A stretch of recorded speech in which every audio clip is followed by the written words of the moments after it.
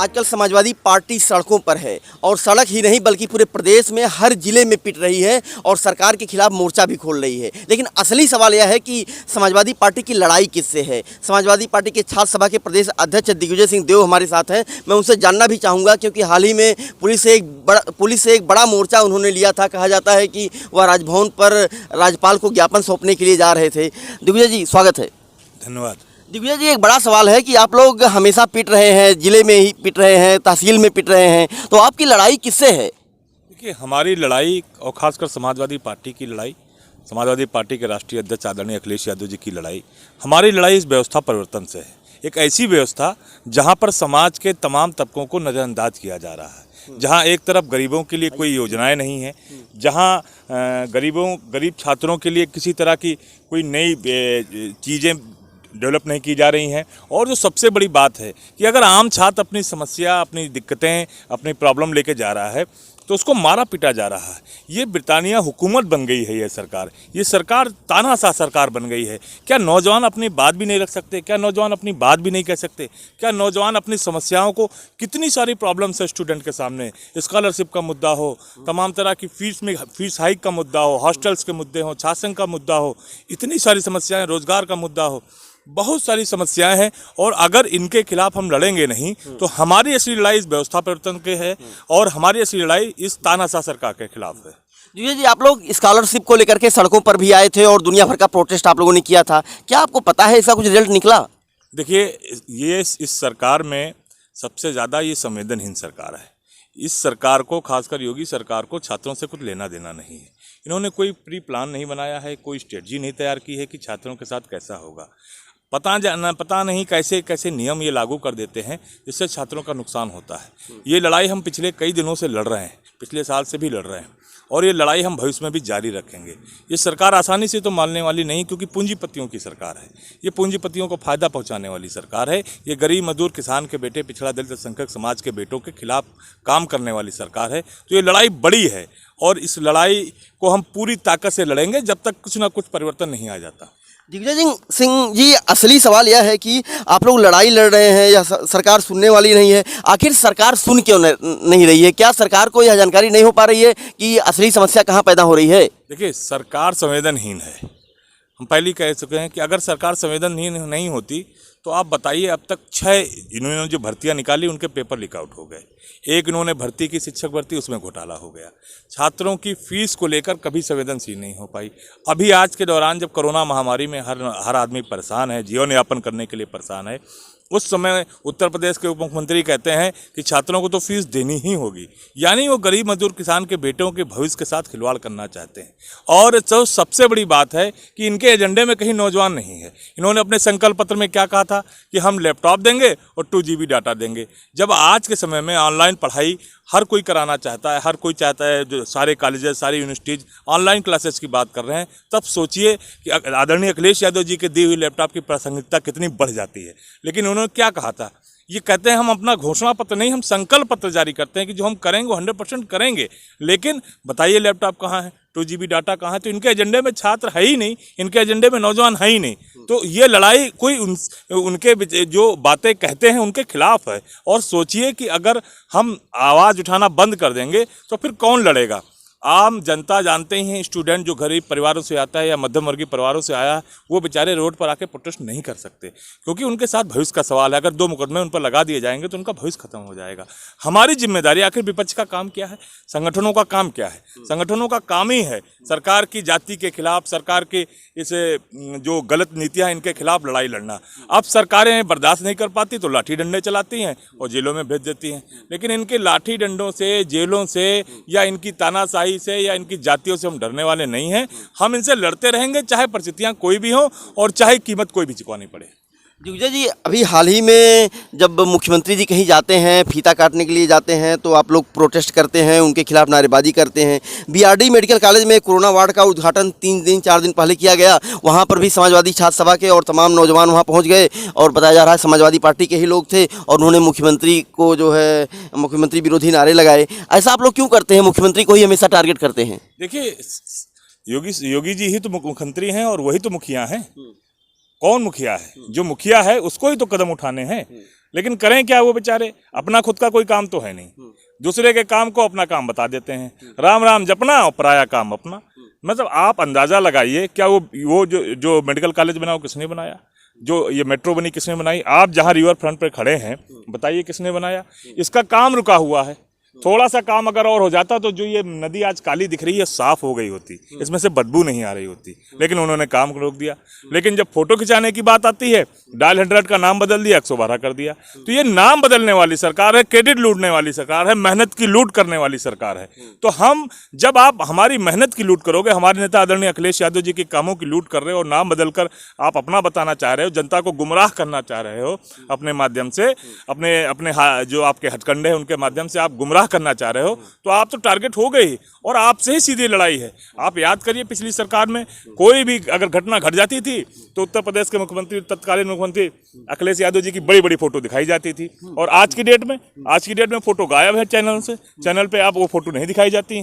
पिछली सरकार में जब हमारी समाजवादियों की सरकार थी, कोई घटना हो जाए तुरंत बड़ी सी फोटो आदरणीय अखिलेश यादव जी की चलाने लगती थी मीडिया, लेकिन आज कहाँ है। तो हमारी जिम्मेदारी है कि हम ये लड़ाई लड़ें, और चूंकि वो मुखिया हैं तो उनको इस बात का जवाब देना होगा, आखिर ये कौन से लोग हैं। अच्छा, योगी जी की खिलाफत क्यों ना की जाए। आप अंदाजा लगाइए, एक जगह वो भाषण दे रहे थे और उसमें बैनर, कुछ नौजवानों ने, शायद बीटीसी के बीएड के नौजवान थे, उन्होंने बैनर लगाया हुआ था कि ये नोटंकी बंद कर दो, ये नौजवानों पर्दा नीचे कर दो, दिमाग ठीक कर दिए जाएंगे, तुम्हें ठीक कर दिया जाएगा। ऐसे होता है, ये लोकशाही है, ये डेमोक्रेसी है, ये जमहूरियत है।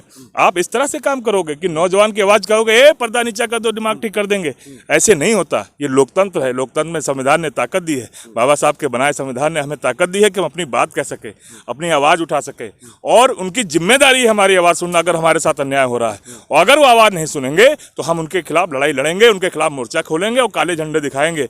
मुझे गर्व है समाजवादियों ने जगह जगह पर उनको आईना दिखाने का काम किया। ये काले झंडे नहीं है, ये आईना है। हम उनको आईना दिखाते हैं कि आप देखिए छात्रों के खिलाफ, आप नौजवानों के खिलाफ, ये पिछड़ा दलित गरीब समाज के बच्चों, आने वाले बच्चों के खिलाफ, आप उनके खिलाफ जब काम करोगे तो समाजवादी छात्र सभा आगे बढ़कर आपको आईना दिखाएगी। दिग्विजय जी, आप लोग संविदा की नौकरियों को लेकर के सवाल खड़े कर रहे थे और लोगों के लिए सुविधाएं मांग रहे थे, लेकिन अब तो असली सवाल यह है कि जो सरकारी नौकरियां हैं उनको भी 5 साल संविदा पर देने की तैयारी है। ऐसे में आप लोग क्या कदम उठाएंगे और इसे किस रूप में देख रहे हैं? देखिए, जो सबसे बड़ी बात है कि ये सरकार पूंजीपतियों की सरकार है, इन्हें पूंजीपतियों को ही फायदा पहुंचाना है। आप ये सोच लीजिए, इस तरह की सरकार, सोच देखिए कैसी है, कितनी चीज़ें उसमें उन्होंने अभी तक विस्तार से बताई नहीं। उन्होंने ये कह दिया कि 5 साल की संविदा की नौकरी पे रखेंगे, फिर आगे करेंगे। सोचिए कितना शोषण होगा। 5 साल हर बार उन्हें रिन्यूअल करने के लिए किस तरह की मानसिक प्रताड़ना झेलनी पड़ेगी, आर्थिक प्रताड़ना झेलनी पड़ेगी, मिसयूज किया जाएगा उनका। और जो दूसरी सबसे बड़ी बात है कि उन्होंने ये चीज़ नहीं बताई कि अगर मान लीजिए कोई नौजवान 2.5 साल नौकरी कर लेता है, उसकी तो एक उम्र निकल जाएगी ना। 4 साल तैयारी करेगा, 2.5 साल नौकरी करेगा, उसके बाद उसको निकाल दिया जाता है, तो फिर उसका भविष्य कहाँ जाएगा? क्या उस पर उन्होंने कोई बात रखी? क्या उन्होंने ये सोचा और ये भी स्पष्ट क्लियर नहीं किया कि मान लीजिए जो वैकेंसी 100 वैकेंसियाँ निकलती हैं और आरक्षण के हिसाब से वैकेंसी भरी गई, और बीच में आपने बीच में साल 2 साल बाद आपने नौजवानों को निकाल दिया, चाहे पिछड़े वर्ग के हों या दलित समाज के नौजवान हों, उन्हें निकाल दिया। फिर वो वैकेंसी क्या उसी रिजर्वेशन के तहत भरी जाएगी कि आप ओवरलैप के किसी को भी भर दोगे? तो इनकी स्थिति साफ नहीं है। और दूसरी चीज़ ये है कि आप 5 साल तक कोई एग्रीमेंट नहीं दोगे उनको अलग से। आप जो है नौजवान को नौकरी नहीं देना चाहते, आप नौजवान को बंधुआ मजदूर बनाना चाहते हैं, आप नौजवान को गुलाम बनाना चाहते हैं, आप नौजवान को दिहाड़ी मजदूर बनाना चाहते हैं। ये सबसे बड़ी बात है कि आपकी मानसिकता दिखाती है कि आप नौजवान को ट्रीट कैसे कर रहे हो। एक तरफ आपके मंत्री कभी कभी कह देते हैं कि हमारे देश के जो है हमारे उत्तर प्रदेश के नौजवान है वो लायक नहीं है। ये भी कोई बात होती है कि लायक नहीं है? उत्तर प्रदेश का नौजवान लायक नहीं है? पूरी देश दुनिया उसका लोहा मानती है, उसके बाद आप कहते हैं उत्तर प्रदेश का जो नौजवान है वो लायक नहीं है। आप अंदाजा लगाओ किस तरह से सरकार षड्यंत्र रच रही है। सरकार जो है, सरकार ने ऐसे हथकंडे अपना है जिससे नौजवानों का कितना नुकसान हुआ है। आप यूपी SSSC की भर्तियां देख लीजिए, कितनी भर्तियां हुई। भर्तियां देने छोड़िए, परसों एक नौजवान का फ़ोन आया था जो लोक सेवा आयोग से सिंचाई विभाग में उनकी भर्तियां हुई थी, वो भर्तियां अभी तक टाले हुए हैं, उनको ज्वाइनिंग लेटर नहीं दी जा रही है। सोचिए क्या हो रहा है। अब उनको अगर संविदा पर डाला जाएगा तो सोचिए उनका इतने दिनों की बेचारों की तैयारी, और तैयारी करने के बाद आप उन्हें संविदा की नौकरी दोगे? क्या हो रहा है? ये क्या नौजवानों के साथ छलावा नहीं है क्या? नौजवानों के साथ धोखा नहीं है? और अगर आप इस तरह का धोखा कर रहे हो तो क्या हम लड़ाई ना लड़ें? आप सोचते हो कि हम घर बैठे रहें, आपकी लाठियों से डर जाएं, आपके डंडों से डर जाएं? और सुना है भी कोई कानून पास कर दिया है कि जो है पुलिस सीधे बिना वारंट के किसी के घर में घुस जाएगी, उसकी विशेष सुरक्षा बल। हाँ, जो विशेष सुरक्षा बल है ये डराने के लिए कि कोई भी विपक्ष का आदमी आवाज ना उठाए, लेकिन ये संभव नहीं है। आप चाहते हो कि कोई कुछ बोले ना, बस जो ये करते जाएं आप उसे चुपचाप सुनते जाएं और चुपचाप सहते जाएं, लेकिन ये तो नहीं हो सकता। जब तक समाजवादी पार्टी आदरणीय अखिलेश यादव जी हैं और उनके ये लाल टोपी के सिपाही हैं, तब तक ये आवाज़ उठती रहेगी। फिर मैं कहता हूं कि कीमत चाहे कोई भी चुकानी पड़े, चाहे हमारी खून की कीमत हो, चाहे हमारी जानों की। दिग्विजय सिंह जी, जब 2012 का विधानसभा चुनाव था तो युवाओं का एक बड़ा क्रेज अखिलेश यादव को लेकर के था और एक बड़ा हुजूम उमड़ता था, चाहे वह साइकिल रैली हो या वैसे भी हो। अब क्या मानते हैं कि युवाओं का क्रेज अखिलेश यादव को लेकर के बढ़ा है या क्या स्थिति है? देखिए, समाजवादी पार्टी के राष्ट्रीय अध्यक्ष आदरणीय अखिलेश यादव जी सदैव से, जब से राजनीति में वो आए तब से नौजवानों की पहली पसंद है। उसके पीछे कारण है, क्योंकि वो आने वाले देश को, आने वाले प्रदेश को समझते हैं, टाइम को समझते हैं और उसी सोच की बात करते हैं। सोचिए, उन्होंने 18.5 लाख लैपटॉप बांटे और आज भी विपक्ष में भी रह के टॉपर्स को उन्होंने करीब 100-150 लैपटॉप हर जिले के टॉपरों को बांटे। क्या लैपटॉप आधुनिक चीज़ नहीं है? आप जब लिटरेसी रेट की बात करते हो, आप अमेरिका, जापान, इंग्लैंड बनना चाहते हो, तो क्या सिर्फ लिटरेसी रेट पर बात हो जाएगी? कंप्यूटर लिटरेसी रेट पर बात नहीं होगी। आज जब पढ़ाई के लिए जो सबसे अच्छा माध्यम है, बताइए, हर घर में लैपटॉप की आवश्यकता है। आज उत्तर प्रदेश में आदरणीय अखिलेश यादव जी की सरकार होती, हर घर में लैपटॉप होता और जो इतनी समस्याएं ऑनलाइन क्लासेस की आ रही हैं वो नहीं आ रही होती। देखिए, सोच का फ़र्क है। SCL लेके आते हैं, यहाँ का लड़का जब इंजीनियरिंग करता है तो जाता है बेंगलोर या और में बम्बई जाता है और पुणे जाता है, लेकिन आज जब SCL लेकर आए तो यहाँ का लड़का इंजीनियरिंग करके यहीं अपना काम कर सकता है। सोचिए, आपके पीछे JNPT बना हुआ है, जयप्रकाश नारायण इंटरनेशनल। सोचिए किस तरह की सोच है। मेट्रो छोटी चीज़ है, मेट्रो आने वाली सोच है कि कल को हमें जब सड़कों पर लोड बढ़ जाएगा, डीजल पेट्रोल का जो धुआं बढ़ जाएगा, तब मेट्रो कितनी कारगर व्यवस्था होगी जाम से बचने के लिए। ये दूरदर्शिता है ना। और खासकर नौजवानों के लिए जो काम किया, बताइए कि यूनिवर्सिटीज़ में कितने पैसे देकर यूनिवर्सिटीज़ को सही किया, नई यूनिवर्सिटियाँ खोलने का काम किया, मेडिकल सीटों को 500 सीटें बढ़ाने का काम किया और जो गर्ल्स थी यूनिवर्सिटीज़ की, उनके गर्ल्स स्टूडेंट्स को जो है उनको किराया देने का काम किया। ये सारा काम किराया फ्री करने का काम किया। ये सोच नौजवानों के प्रति है। आप किसी भी नौजवान से पूछिए तो वो नौजवानों को बताएगा कि अखिलेश यादव उनकी पहली पसंद है, क्योंकि सोचते वो ऐसा है। वो जानते हैं कि इस उत्तर प्रदेश का विकास इंफ्रास्ट्रक्चर से हो सकता है, नौजवानों से हो सकता है। इसलिए उनकी सोच में जो हमेशा नौजवान रहते हैं और नौजवान उन्हें पसंद करते हैं, क्योंकि वो नौजवानों के आइकॉन हैं। हम लोग उन्हें यूथ आइकॉन भी इसीलिए कहते हैं कि वो नौजवानों की तरह सोचते हैं और नौजवानों की तरह बात करते हैं। इंटरनेशनल स्टेडियम सोचिए, इतना बड़ा स्टेडियम, जो यहाँ उत्तर प्रदेश के नौजवान जो जिन खिलाड़ियों को देखने के लिए बेचारे ललायत रहते थे, इतनी बड़ी जनसंख्या थी, उन्हें आज की डेट में वो वहाँ पर आपको देखने को मिल सकते हैं कि उनके मन से पसंदीदा प्लेयर वहाँ खेलने को आ रहे हैं। इतनी बड़ी बात है। दूसरा, आप स्पोर्ट्स स्टेडियम चले जाइए, जो गुरु नानक जी जो कुर्सी रोड पर बना हुआ है स्पोर्ट्स कॉलेज, वहाँ पर इंटरनेशनल हॉकी उन्होंने पिछली बार प्रीमियर लीग कराई। कितनी बड़ी बात है। खेल पर ध्यान देते हैं, साहित्य पर ध्यान देते हैं, आने वाली टेक्नोलॉजी पर ध्यान देते हैं। किस तरह से नौजवान जो है, नौजवानों को फायदा हो, नौजवानों की बात हो, इस पर बात करते हैं। इसलिए उनकी पहली पसंद है। और इस चीज़ से भारतीय जनता पार्टी घबराई भी है। आपको एक घटना बता दूं, 2 दिन पहले की, AKTU यूनिवर्सिटी के जो है वहाँ के जो गवर्नमेंट हैंडल है, वहाँ से नौजवानों को मैसेज भेजा गया कि ABVP ज्वाइन करिए। ये सोचिए सरकार किस तरह की सोच रख रही है। ये क्या आप मान रहे हैं कि तमाम शिक्षण संस्थानों पर जो है भारतीय जनता पार्टी और ABVP कब्जा कर रही है क्या? नहीं, कब्जा तो खैर नहीं कर पाएगी, कारण ये उत्तर प्रदेश में आप पिछले अगर छात्र संघों के चुनाव के रिजल्ट देख लें, चाहे इलाहाबाद यूनिवर्सिटी रहा हो, चाहे आपका काशी विद्यापीठ रहा हो, चाहे आपका मेरठ रहा हो, चाहे आपका गोरखपुर रहा हो, चाहे आपका बस्ती रहा हो, महाराजगंज रहा हो, सिद्धार्थनगर रहा हो, संत कबीर नगर रहा हो, नोएडा रहा हो और आगरा रहा हो, वहाँ ज़्यादातर समाजवादी छात्र सभा के नौजवान जीत के आते हैं। ये इनको कसक है कि नौजवान हमारे साथ क्यों नहीं आ पा रहा, इसलिए ये सारे काम करते हैं। इनके ABVP के संगठन में जो प्रोफेसर हैं, जो प्रवक्ता हैं, वो रहते हैं और हमारे यहाँ तो सिर्फ स्टूडेंट हैं। तो इनके जो ABVP के जो पदाधिकारी हैं वो यूनिवर्सिटीज़ में रह रहे हैं और प्रोफेसरों को उन्होंने बना रखा है, जिससे जो नौजवान पढ़ने जाए तो उसके अंदर जो है एबीवीपी की बात करके या भाजपा की तरफ इन्फ्लुएंस करने के लिए काम करते हैं। मैंने कहा ना, एक ही टीवी के द्वारा बताइए बल्क में मैसेज भेजे जा रहे हैं नौजवानों को कि आप एबीवीपी ज्वाइन कर लीजिए, वो भी गवर्नमेंट यूनिवर्सिटी है उसके हैंडल से आप भेज रहे हो। तो ये एक साजिश है, ये षड्यंत्र है, लेकिन इनकी साजिश षड्यंत्र कामयाब नहीं होगी। नौजवान इनके खिलाफ खड़ा हो गया, वो नौजवान जिसका बूढ़ा माँ बाप इतनी मेहनत करके इतनी दिन रात अपना खून पसीना बहा के आधा खाना खा के आधा पेट भूखा रह के उसको तैयारी कराता है, तैयारी करने के बाद उसे संविदा की नौकरी दिलाएगा। आप सोचिए, नौजवान समझ रहा है, जान रहा है, धीरे धीरे समझ गया है कि ये जिस तरह की ये जो चीज़ें ये तैयार कर रहे हैं नौजवानों के खिलाफ, वो जान गया कि ये पूंजीपतियों की सरकार है। आप बताइए, नीट और जेईई के एग्ज़ाम के लिए इतना बवाल हुआ, उसके बाद उन्होंने कितने लड़कों ने परीक्षाएँ छोड़ दी, कितने सारे नौजवानों की परीक्षा छोड़ दी। और उसके बाद जब एग्ज़ाम होने को हुआ तो उनसे कहा कि आप एफिडेविट लेकर आओ, उन्हीं से एफिडेविट मांग लिया कि अगर कोरोना होगा तो तुम्हारी जिम्मेदारी है। सोचिए कैसी सरकार है।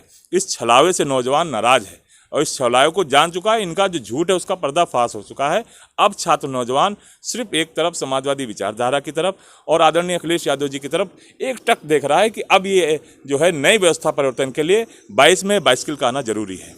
दिग्विजय सिंह जी, आप लोग आंदोलन तमाम करते रहते हैं और हाल ही में एक 21 सितंबर के लिए आप लोगों का एक गाइडलाइन भी जारी हुआ है कि जिला मुख्यालयों पर और तहसीलों पर प्रदर्शन करेंगे। क्या कुछ करेंगे आप लोग?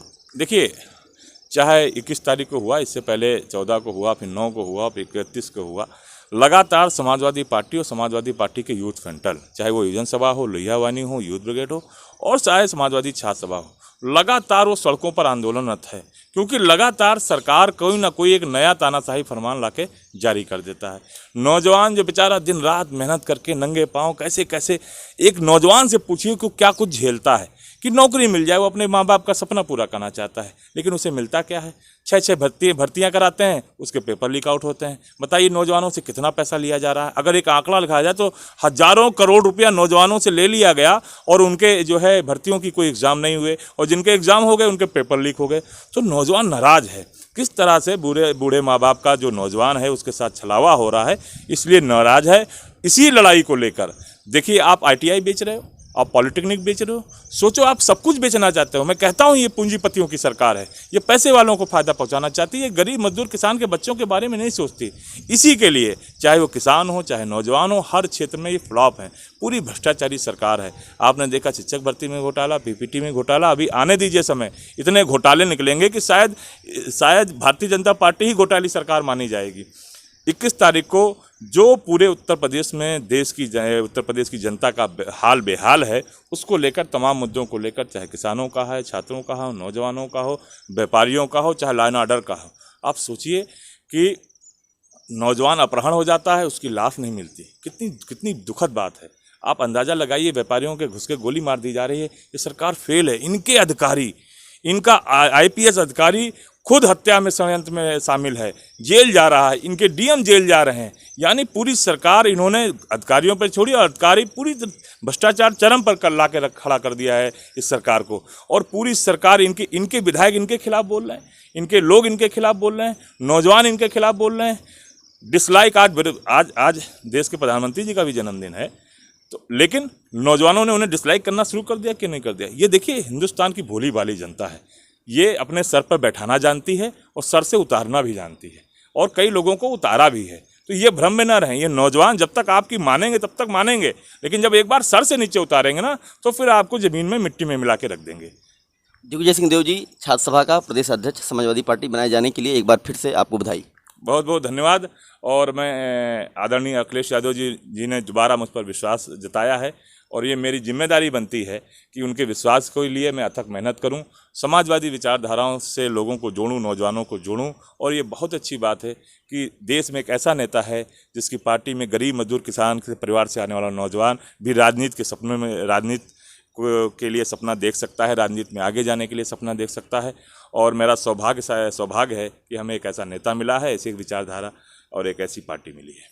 अब देखिए, दिग्विजय सिंह देव जी हैं और निश्चित रूप से कहा जा सकता है छात्रों के लिए हमेशा सड़कों पर लड़ते रहे हैं। पिछले 6 सालों में यह देखा गया है कि जब भी शुल्क प्रतिपूर्ति का मुद्दा हो या तमाम छात्रों के हितों के मुद्दे हों, उनको लेकर के सरकार से टकराव इनका हमेशा जारी रहता है। फिर से छात्र सभा के प्रदेश अध्यक्ष बनाए गए हैं, उसके लिए बधाई। और निश्चित रूप से यह युवाओं की लड़ाई है और इसको आगे बढ़ाया जाना चाहिए। और कहा जा रहा है कि संविदा की नौकरियों को लेकर के भी सरकार एक फैसला कर रही है। हालांकि उसको लेकर के एक सरकार के ही एमएलसी ने सवाल भी खड़ा कर दिया है, लेकिन अब देखना यह है कि सरकार अपने ही एमएलसी की सुनती है या नहीं। फर्क इंडिया के लिए अखिलेश कृष्ण मोहन।